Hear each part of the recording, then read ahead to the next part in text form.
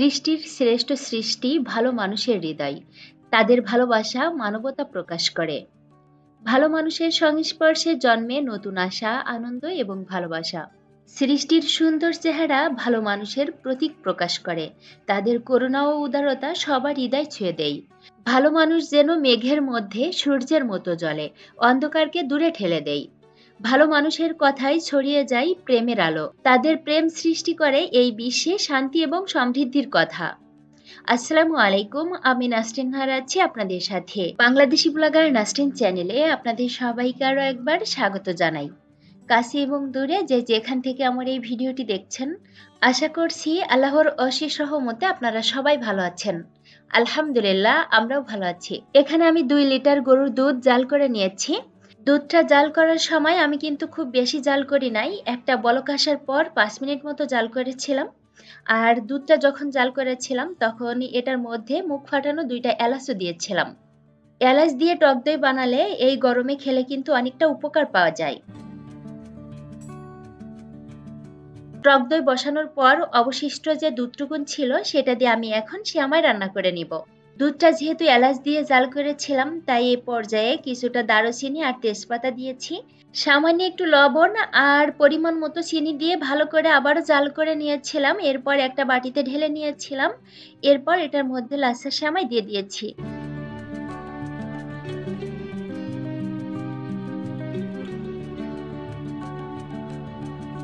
এখানে আমি নিয়েছি কিছু পুদিনা পাতা, এগুলাকে আমি এখন একটু বেটে নিব।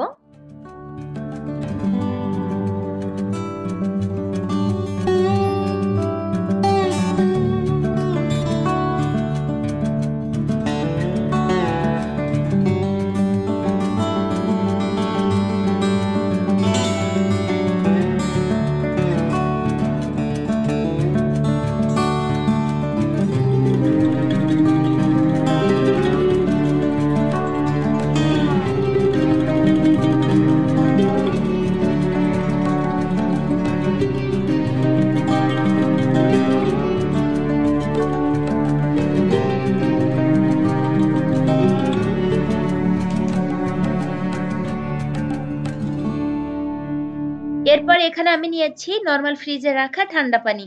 এখন দিয়ে দিব পরিমাণ মতো চিনি। এই গরমে কিন্তু ঠান্ডা ঠান্ডা শরবত খেতে খুবই ভালো লাগে। তাই আমি প্রতিদিনই চেষ্টা করি যে কোনো একটা শরবত বানাতে বা যে কোনো একটা ফলের জুস বানাতে। তবে খুব বেশি ঠান্ডা পানি এখানে ব্যবহার করি না। আমি যেহেতু নরমাল ফ্রিজে রাখা ঠান্ডা পানি দিয়েছি, তাই পরবর্তীতে এটার মধ্যে আমি কিন্তু আইস দিব না। এই গরমে যদিও ঠান্ডা ঠান্ডা খাবার খেতে খুবই ভালো লাগে, তারপরেও কিন্তু অতিরিক্ত ঠান্ডা কিছু না খাওয়াই ভালো। চিনিটা ভালোভাবে গলে যাবার পর দিয়েছিলাম লেবুর রস। এরপর যে পুদিনা পাতাটা বেটে রেখেছিলাম সেটাও কিন্তু দিয়ে দিয়েছি। আর এখন দিয়ে দিচ্ছি বিটরুট পাউডার। এটা আমার নিজ হাতে বানানো, আমি বাসায় বানিয়েছিলাম। এ পর্যায়ে সবকিছু একসঙ্গে সুন্দর করে মিশিয়ে নিব। এরপর কিন্তু এটা ছেঁকে নিলেই হয়ে যাবে। তবে শরবতটার মধ্যে আমি লবণ দিতে ভুলে গিয়েছিলাম, তাই এখন এটার মধ্যে পরিমাণ মতো লবণ দিয়ে দিলাম। এরপর আমি ছেঁকে নিয়েছিলাম। তো এটার কালার মাশাআল্লাহ অনেক সুন্দর হয়েছে, একদম টকটকে লাল, আর খেতেও কিন্তু মজা ছিল। যে কোনো শরবতে আমি চেষ্টা করি একটু লবণ দিতে। লবণ দিলে আমার কাছে মনে হয় শরবতের টেস্টটা একটু বেড়ে যায়। এরপর চলে আসলাম রান্নাঘরে। কাউন্টার টপের উপরে এই যে কৌটাগুলা রাখা আছে, এগুলা কিন্তু একদম তেল চিটচিটে হয়ে গিয়েছে। তো এইগুলাকে আজ একটু ক্লিন করে নিব। কৌটাগুলা খালি করে পানিতে যে সুন্দরভাবে পরিষ্কার করা হয় সেটা আজ আর করছি না। একটা টাওয়াল সাবান পানিতে ভিজিয়ে সেটা দিয়ে খুব সুন্দর করে মুছে নিচ্ছি। গরমের মধ্যে এই টাইপের কাজ করা কিন্তু অনেকটা কষ্টকর। আর রান্নাঘরে তো সব থেকে বেশি গরম থাকে, যার কারণে আপাতত কিছুদিন আমি কিন্তু অতিরিক্ত কোনো কাজই করছি না। যে কাজগুলা একেবারে না করলে নয়, শুধু সেগুলাই করে নিচ্ছি। আমার রান্নাঘরে যে জিনিসগুলা রেখেছি সবকিছুই কিন্তু ক্যাবিনেটের ভিতরে রেখেছি, যার কারণে সেগুলা আর তেল চিটচিটে হয় না। কিছুদিন পর পর শুধু একটু মুছে নিলেই হয়। তবে এই যে কাউন্টার টপের উপরে যে জিনিসগুলো রেখেছি, এগুলা কিন্তু 1-2 দিন পর পরই ক্লিন করতে হয়, না হলে তেল চিটচিটে হয়ে যায়, যেটা হাত দিয়ে ধরতেও খারাপ লাগে আবার দেখতেও খারাপ লাগে।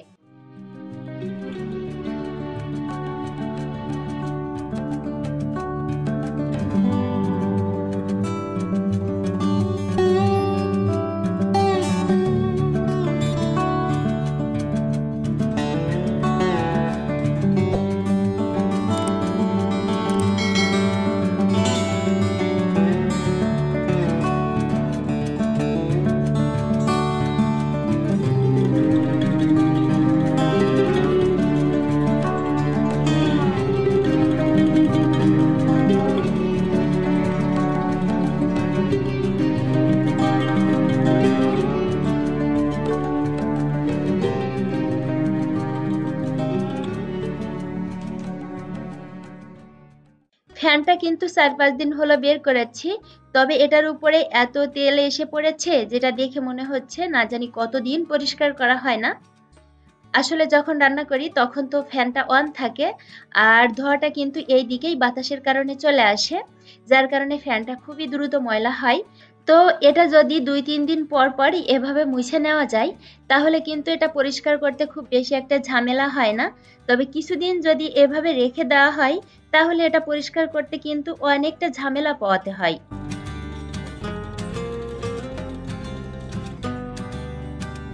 শুধুমাত্র কাউন্টার টপের এই অংশটুকুই পরিষ্কার করেছি, আর এখন দেখতে কিন্তু অনেক ভালো লাগছে।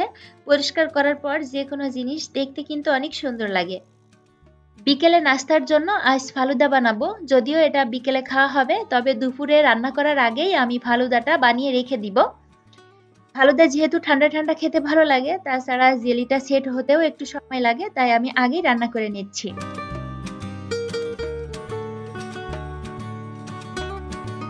তো প্রথমে আমি জেলো বানিয়ে নিচ্ছি।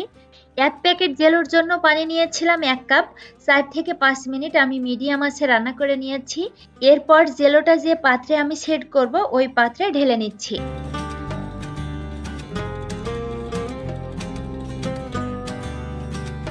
একইভাবে বাকি যে জেলোটা ছিল সেটাও কিন্তু বানিয়ে নিয়েছি, আর যে পাত্রে সেট করব সেই পাত্রে আমি ঢেলে দিয়েছি। এখন এটাকে ঠান্ডা করে তারপর নরমাল ফ্রিজে রেখে দিব।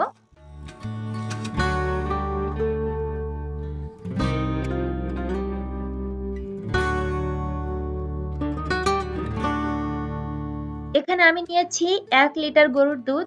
দুধটাতে যখন একবার বলক চলে আসছে সে পর্যায়ে ফালুদা মিক্সটা দিয়ে দিয়েছি। এখন এটাকে রান্না করে নিব, যতক্ষণ না সেদ্ধ হবে ততক্ষণ পর্যন্ত।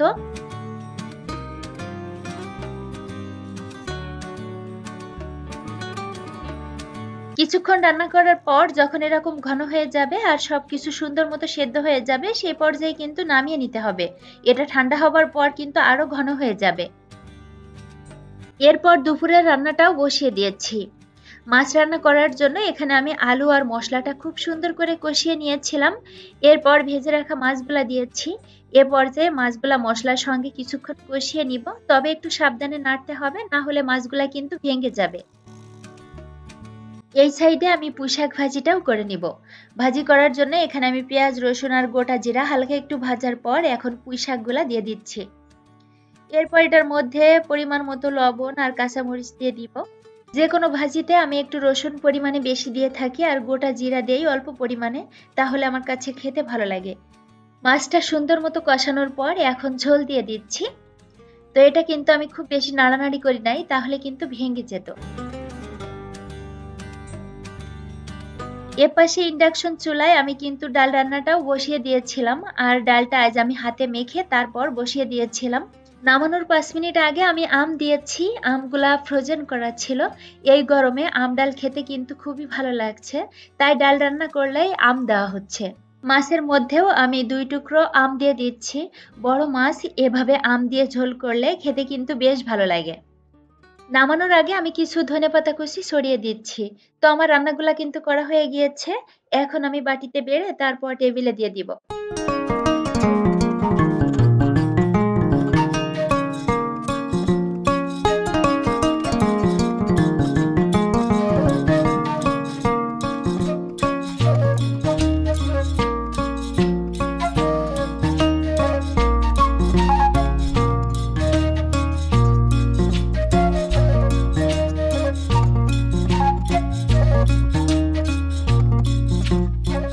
রান্না করার সময় কিন্তু আমার একটা পার্সেল আসছিল। সানবিজ বাই তনিতে আমি একটা ড্রেস অর্ডার করেছিলাম। এটা কিন্তু ডিসকাউন্টের একটা ড্রেস, দেখে ভালো লেগেছিল তাই নিয়েছিলাম। কটনের মধ্যে কাপড়টা কিন্তু অনেক সফট, গরমে পরে অনেক আরাম পাওয়া যাবে, আর ড্রেসটা দেখতেও অনেক সুন্দর ছিল। যেহেতু ডিসকাউন্টে নিয়েছিলাম তাই প্রাইসটাও কিন্তু অনেক কম ছিল। প্রাইস অনুযায়ী ড্রেসটা অনেক ভালো। আমি কিন্তু অনলাইন থেকেই বেশিরভাগ কেনাকাটা করে থাকি।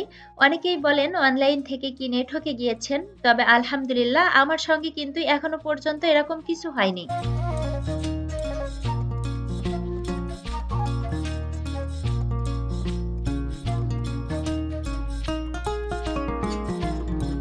বিকেলের দিকে আমার ৩ প্রিন্সেস তো ফালুদা খাওয়ার জন্য একদম অস্থির হয়ে যাচ্ছে। তো আমি এখন ফালুদাটা রেডি করব। তার আগে ফলগুলা একটু কেটে নিচ্ছি। তো বেদানাটা যদি এভাবে কেটে তারপর ছড়ানো হয় তাহলে কিন্তু বেদানা ছড়াতে খুব সহজ হয়ে যায়।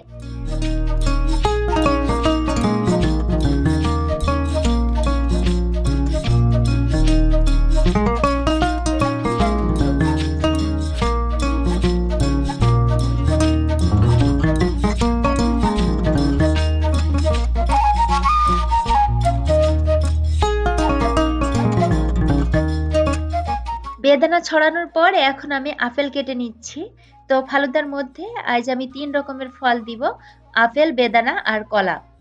ফালুদার মধ্যে কলা দিলে আমার কাছে খেতে বেশি ভালো লাগে। তো সব ফলগুলা আমি একে একে কেটে নিয়েছি। এখন আমি বাকি প্রসেসটা করে নিব। জেলোগুলা ফ্রিজ থেকে বের করে এনেছি, এগুলা কিন্তু খুব সুন্দর মতো সেট হয়ে গিয়েছে।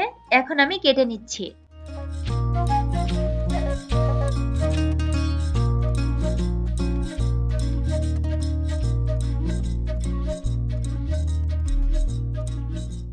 ফালুদাটা ফ্রিজে রাখার পর এটাও কিন্তু অনেকটাই ঘন হয়ে গিয়েছে। এখন এটার মধ্যে আমি ফল, জেলো আর আইসক্রিম দিয়ে রেডি করে নিব। ১ প্যাকেট ফালুদা মিক্সড কিন্তু ৬ জনকে পরিবেশন করা যায়। আমরা সবাই ফালুদা অনেক পছন্দ করলেও মাইমুনার বাবা কিন্তু খাবে না, তাই আমার ৩ প্রিন্সেস আর আমার জন্যই রেডি করে নিচ্ছি। ফালুদার মধ্যে ফল আর আইসক্রিম একটু বেশি করে দিলে আমার কাছে খেতে বেশি ভালো লাগে। তো আমি ২ লেয়ারে কিন্তু ফল আর আইসক্রিম দিয়ে দিব।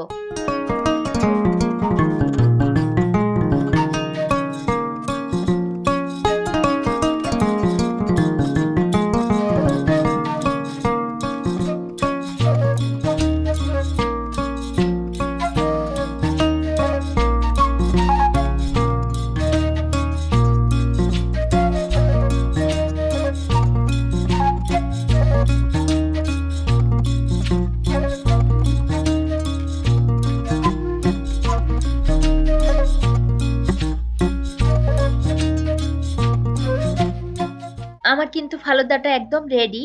এটা দেখতে যেমন সুন্দর, খেতেও কিন্তু অনেক মজা। তো ফালুদা খেতে খেতে আজ আমি আপনাদের কাছ থেকে এখানেই বিদায় চেয়ে নিচ্ছি। সবাই ভালো থাকবেন, সুস্থ থাকবেন। আল্লাহ হাফেজ। আসসালামু আলাইকুম।